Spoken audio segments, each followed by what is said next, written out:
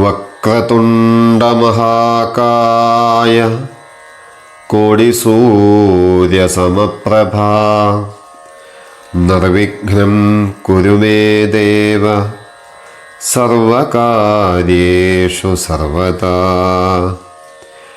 ഏകദന്തം മഹാകായം തപ്തകാഞ്ചനസന്നിഭം ലംബോദരം വിശാലാക്ഷം വന്ദേഹം ഗണനായകം.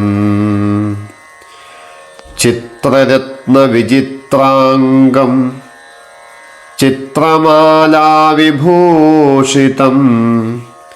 കാമരൂപധരം ദേവം വന്ദേഹം ഗണനായകം. അംബികാഹൃദയാനന്ദം മാതൃഭിഃ പരിവേഷ്ടിതം ഭക്തപ്രിയം മദോന്മത്തം വന്ദേഹം ഗണനായകം. ഇന്ന് വിനായക ചതുർത്ഥി. ചിങ്ങമാസത്തിലെ ശുക്ലപക്ഷ ചതുർത്ഥി ദിവസമാണ് വിനായക ചതുർത്ഥിയായി ആഘോഷിക്കുന്നത്. ഗണേശ ചതുർത്ഥിയുമായി ബന്ധപ്പെട്ട് പല ഐതിഹ്യങ്ങൾ നമ്മൾ കേട്ടിട്ടുണ്ട്. അതിലൊന്ന് ഇങ്ങനെയാണ്. ഒരിക്കൽ പാർവതീദേവി കുളിക്കാൻ പോയ സമയത്ത് കാവൽ ഗണപതിയെ ഏൽപ്പിച്ചു. ആരെയും അവിടേക്ക് പ്രവേശിക്കാൻ അനുവദിക്കരുതെന്ന് പാർവതീദേവി നിർദ്ദേശിക്കുകയും ചെയ്തു. ആ സമയത്താണ് പരമശിവൻ അവിടേക്ക് വരികയും അങ്ങോട്ട് കടക്കാൻ ശ്രമിക്കുകയും ചെയ്തത്. ആ സമയത്ത് മാതാവിൻ്റെ വാക്ക് അതേപോലെ അനുഷ്ഠിക്കാൻ വേണ്ടി ഗണപതി ശിവനെ തടഞ്ഞു. തുടർന്ന് കോപിഷ്ഠനായ ശിവൻ ഗണപതിയുടെ തല വെട്ടിമാറ്റി. ഇത് പാർവതിയെ വളരെയധികം വേദനിപ്പിച്ചു. ഗണേശനെ തിരികെ ജീവിതത്തിലേക്ക് കൊണ്ടുവരണമെന്ന് പാർവതീദേവി ശഠിച്ചു. ഗണപതിയെ ജീവിപ്പിക്കാനായി ബ്രഹ്മാവ് ആനയുടെ തല ശരീരത്തിൽ വെച്ച് പിടിപ്പിച്ചു. അങ്ങനെയാണ് ആനയുടെ തലയുള്ള ദേവനായി മാറിയത് ഗണപതി. ഈ രൂപം ഗണേശൻ്റെ ഒരു മുഖമുദ്രയായി തീരുകയും ചെയ്തു. അങ്ങനെ വിനായക ചതുർത്ഥി ഗണപതി ഭഗവാന്റെ പുനർജന്മത്തെ അനുസ്മരിക്കാനും സന്തോഷിക്കാനുമുള്ള ദിവസമാണ്. ഗണങ്ങളുടെ അധിനാഥൻ, സാധാരണക്കാരുടെ ഈശ്വരൻ, വിഘ്ന വിനായകനായിട്ടുള്ള ഗണപതി. ആ ഗണപതി ഭഗവാന്റെ പുനർജന്മവുമായി ബന്ധപ്പെട്ട വിനായക ചതുർത്ഥി ആഘോഷം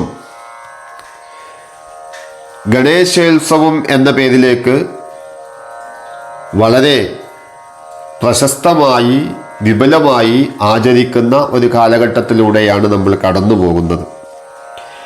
അപ്പം ഈ ഗണേശോത്സവത്തിൻ്റെ ചരിത്രമെടുത്ത് നോക്കിക്കഴിഞ്ഞാൽ 1600 മഹാരാജാവായിട്ടുള്ള ശിവജി അദ്ദേഹത്തിൻ്റെ കുലദേവതയായിട്ടുള്ള ഗണപതിയെ ഭജിച്ചുകൊണ്ട് സംഘടിപ്പിച്ച വിനായക ചതുർത്ഥി ആഘോഷം 1892 ആദരണീയനായ ബാലഗംഗാധര തിലക് ബ്രിട്ടീഷുകാർക്കെതിരെ ഭാരതീയരെ ഒരുമിപ്പിക്കാൻ സംഘടിപ്പിച്ച വിനായക ചതുർത്ഥി ആഘോഷം. ഈ രണ്ട് ആഘോഷങ്ങളും സ്വാതന്ത്ര്യ സമര പോരാട്ടത്തിൻ്റെ വിഘ്നമില്ലാതാക്കി എന്നത് ചരിത്രം. കേരളത്തിൽ വളരെ ലളിതമായ രീതിയിലാണ് ഗണേശ ചതുർത്ഥി ആഘോഷിക്കാറ്. എന്നാൽ ഉത്തര ഭാരതത്തിൽ 7 ദിവസം മുതൽ 15 ദിവസം വരെ നീണ്ടു നിൽക്കുന്ന ആഘോഷങ്ങളാണ് നടത്തുന്നത്.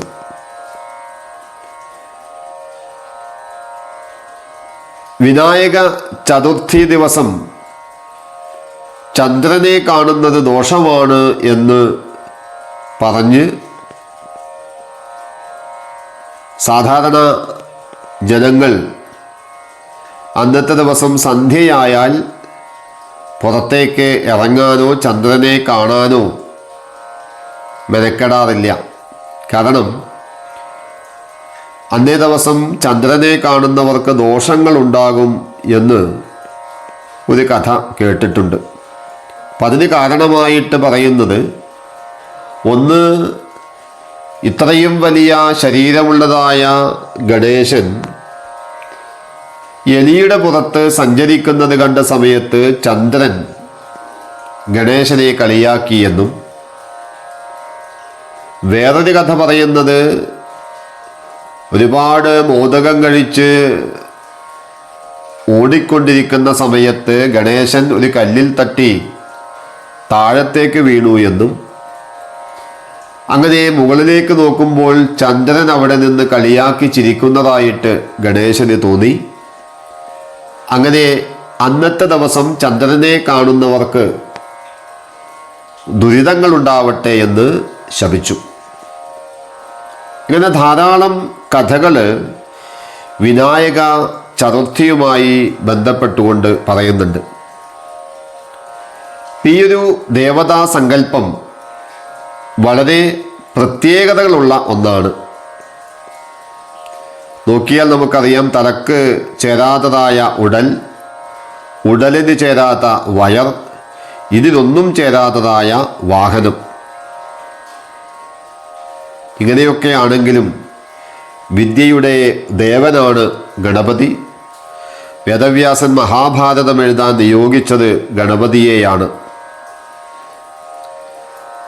കലയുടെയും അധിപതിയാണ് വിനായകൻ.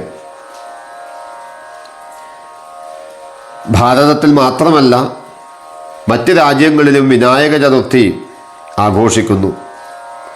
സമസ്ത പ്രപഞ്ചത്തിലെയും സർവചരാചരങ്ങളുടെയും ദുഃഖങ്ങളും ദുരിതങ്ങളും വിഘ്നങ്ങളും നീക്കി സർവചരാചരങ്ങൾക്കും വിഘ്നേശ്വരനായ വിനായകൻ ശാന്തിയും സമാധാനവും സമൃദ്ധിയും നൽകട്ടെ എന്ന് ഈ വിനായക ചതുർത്ഥി ദിനത്തിൽ നമുക്ക് പ്രാർത്ഥിക്കാം.